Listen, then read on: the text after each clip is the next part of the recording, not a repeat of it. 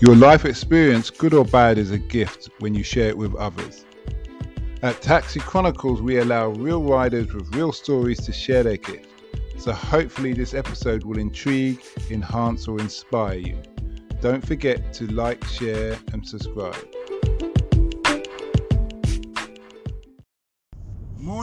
Morning. Yes, we're back with another episode, another rider. Today we are going to learn all about bouldering. And for those who don't know what that is, it's when you're climbing a wall or an object and you don't use any equipment.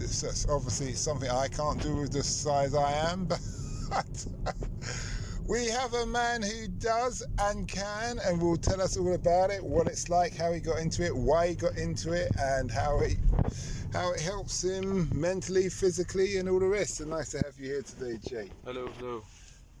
Okay, so tell us, when did you get into it, why did you get into it, and what's a typical session like? So I got into bouldering about 3.5 years ago. It was just an alternative to the gym, really. I think I've always been quite athletic and was just looking for that strength exercise that didn't involve just lifting weights. And then a climbing centre opened up in Tottenham called Stronghold, which is quite close to my art studio, and I just got straight into it and kind of picked it up really fast.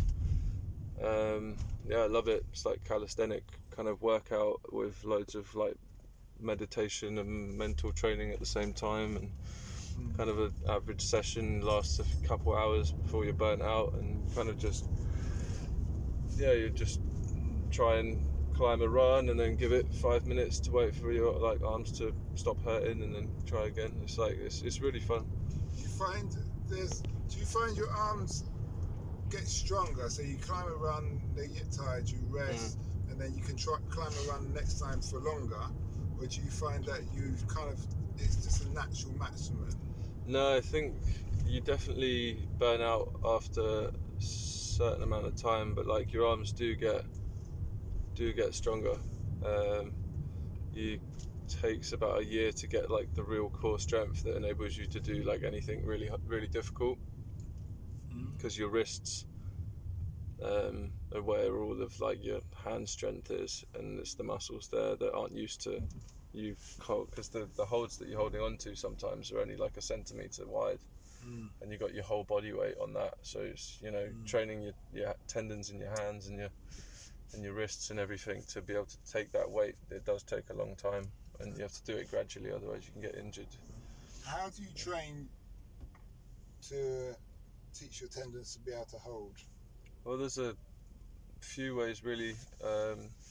There's a thing called a hangboard, which is basically a piece of wood with loads of really small hand grips held into it, and you just hang on that for as long as you can, and that will eventually build up your tolerance to and your strength. I take it that this is not a thing for big people. Everybody in your centre is quite slim. Yeah, you'd be surprised actually, because there's a couple guys who are really, really big, really built, and they are so powerful and strong. Probably had to do a bit harder work to get the core strength up in their hands, just because of the average weight of the rest of their body. But no, there's some of the better climbers in the gym are just huge, just really, really strong, powerful people, and probably stronger than anyone you'd get in a gym as well, because they got the core strength, and they're throwing their entire body weight around all day long. You spoke about meditation, and I understand you probably need a lot of flexibility as well as core strength. So is it like a yoga meditation, or what is it? Well, by meditation I kind of meant when you're on the wall and you're focusing on completing, each run might have 6 or 7 moves in it, and once you get to a certain level where you're starting to climb things that are really, really quite difficult, you have to focus and ignore the pain and ignore the urge to just let go, because you feel like you're going to fall off, and And that's where the meditation comes in, where you kind of just, it's you and the wall and everything else is just blanked out, you know. It's like you have to really focus on your breathing and all your body positioning, remembering the moves from last time so that you can get them right, and like all that on top of the pain, and then the little bit of like anxiety of the fall as well is So you need to get into the zone. Yeah, it really is, like you really do just like get really like involved in it. I think that's partly why. So you train indoors. Yeah. Shouldn't be. How high is the height?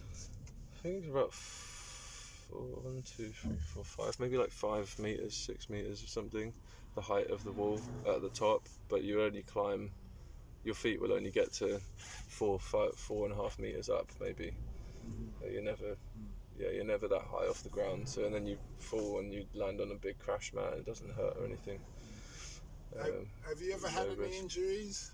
I have, yeah. I've had quite a few like shoulder injuries and bicep injuries, just like tendinitis and repetitive strain injuries, but also had one where I fell off the wall at the top and landed on a hold at the bottom of the wall and stamped on it with my foot, and I don't know what I did to my foot, but I can imagine it was like a small fracture or something. But I didn't go to the hospital, but I just couldn't walk for like 3 weeks. Okay, that's good. Yeah. So do you eventually end up doing this outside? Yeah, I've been a few times outside, but haven't been able to travel as much because of COVID as I'd like to. My younger brother's managed to go quite a few times. He's a bit more into it than I am.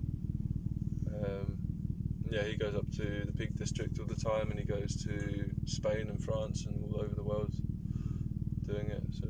And I suppose where you're doing it outside, there's no crash mats, there's no safety. But you can bring your own, so you've got crash mats you can put on your they've got like arm holds, so you can just put them on your back, and they're not as thick as the ones you get in the gym, so they're not really very good crash mats. So you'll be falling to the floor, but you'll just have like a piece of crash mat stuck to your back. No, it's like you put them on the floor, you fold them out and leave them on the floor. So that, like when you come off, you'll land on it. But yeah. That's interesting. Yeah. So do you reckon you're going to go all the way with this? Because it seems quite convenient for your lifestyle of what you do with your artwork. Yeah. You can combine the two. Yeah, I think I will. I think I've just stopped enjoying the gym so much that it was really my only option in terms of like wanting to keep in shape and Have you found you've become stronger? Definitely. I mean, I haven't been at this point for maybe about 3 months because I'm just so busy with work. I've not been focusing on it, but I definitely a year ago was the strongest I've ever been. Okay. I got in really, really good shape from it. And is it a case that you have to watch what you eat as well, or you're just eating whatever? And a little bit. I think the worry at the moment is just like putting on weight because it's summer and everyone's drinking beer all the time and stuff, and any extra weight makes climbing so much harder. So you have to. You feel every pound. Yeah, you really do. And if you haven't done your core exercises like for a week and you go back, you feel it. And, you have to kind of keep it up. You do lose it quite fast if you put it down. So. Is there anything you wish you knew that you know now prior to starting this sport? I mean, I wish I just started it younger, to be honest. I wish I'd been doing it for years. So I'd always been playing team sports because I was convinced that I was like a team sport person and not a individual sport person, but I think this has taught me that actually I can really get into this by myself. I grew up skateboarding, playing football and that kind of thing, and I was never the best at it, but I always really enjoyed the like team atmosphere, and I just kind of convinced myself that I was a team sport guy. But actually I think as I'm getting older I'm probably less of a team sport person and far more of a I just prefer my own time, and climbing is perfect for that. It's really interesting, and the sport is becoming really popular at the moment, and some of the guys who are pushing the boundaries of it are just like aliens. Like they're so incredibly strong and focused. I don't know if you heard of Alex Honnold, No. who does the free climbing. So he climbs like the side of mountains without ropes. No, he's American. I know there's a Frenchman who does that. Yeah, there's a couple of people. They're nuts. I don't know how they manage to wrap their head around it, but they're completely fearless. And so it's him. Who's the other guy? I'm trying to think of his name. I think he's from the Czech Republic. But they're starting to push the boundaries of the hardest things that have ever been climbed now as well. And yeah, the sport's just really moving on leaps and bounds. So I wish I'd started earlier. Do you reckon you'll ever get into that level of things? No, I don't think I have the time, because I think that is literally, it's so strenuous on your body as well. Once you get to that point, it is really a commitment, because you start to damage tendons and things in your wrists and hands, and I really need mine to work for my job. So I don't think I'd ever go that far that I was like risking injury to succeed or excel in that aspect, just because of how detrimental it might be to my my career. I suppose being a niche audience, that there's not so much sponsorships and things like that. Yeah, I think because Adidas have bought a couple of the companies that were like making the shoes and stuff that you wear for climbing. So I think there's a lot of money in it now if you can become decent at it. Yeah, it's definitely becoming, since they've managed to make like climbing gyms where you can go, because they're really popular now. There must be there's one in Vauxhall. Yeah, I've been to that one, the Vauxhall. Yeah, and one in Purley or yeah, there's loads. I think I think it's going to become a really popular sport in the next few years. Definitely. Okay, that's good. It kind of goes along with the whole what's the word? Nature conscious people enjoy it because they can do it outside as well. You know, they might do it in London for fitness, and then it means that they can go all the way for like a healthy weekend to the Peak District or something. I think that's why it appeals to a lot of people. Yeah, I see it, mate. Yeah. And is it restricted by age, in the sense of some old people just won't be able to do it? No, there's definitely more of a younger dynamic in the climbing gym, but I wouldn't say that it was completely limited, because there's some old guys who can definitely climb better than me, but they've probably been climbing for years and years. But yeah, I would say there's definitely mostly young, because I think you have to take quite a lot of it, obviously, like falling off the wall and stuff like that if you do fall. You said it's called Bounders? Bouldering. Bouldering, yeah. Why? Do you know where that name comes from? I think it's because initially people would climb like rock faces, and then the bouldering was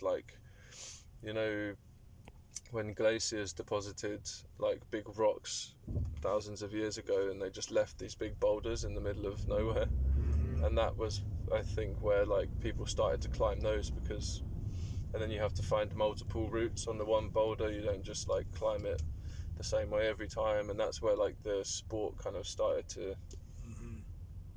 I don't know this. I assume the bouldering comes from, because bouldering's without ropes. It's just on the boulder. But I'm assuming that's where the sports kind of started to grow, and it become more technical than rope climbing.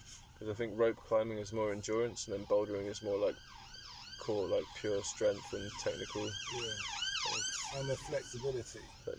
So you must have a major stretching routine that you do for half an Yeah, hour. when I'm working. Yeah, when I'm going a lot. Yeah, warming up's really important. So So half an hour stretching. Yeah, I do a few push-ups and sit-ups and that kind of thing to warm up, and then get into stretching. Yeah, and I was never a flexible person, but I would say I am now.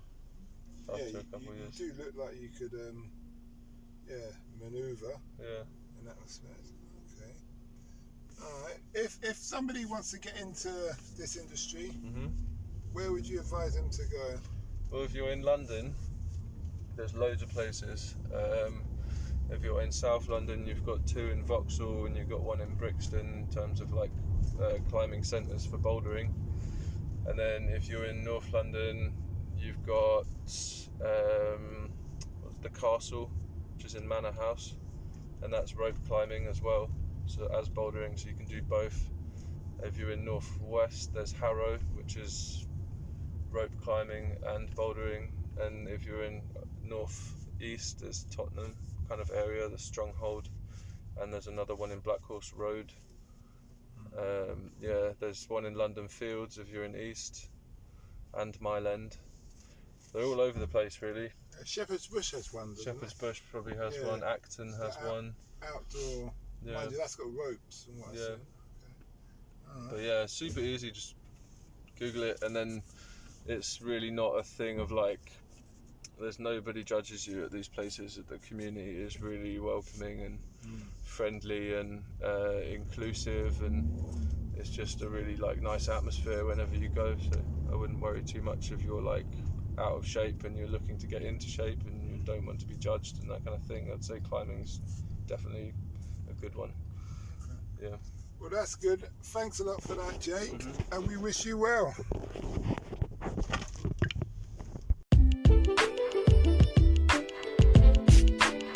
We hope you liked that interview. Don't forget to share and subscribe to get the latest episode. Ever considered investing in the continent with the fastest growing economies and population on Earth? The same continent that holds 30% of the world's known natural resources? Listen to our sister podcast, Africa Investor Stories, where you hear real investors with real stories from around the world share their experience of investing in Africa. We post Mondays and Thursdays at 10 a.m. British Standard Time.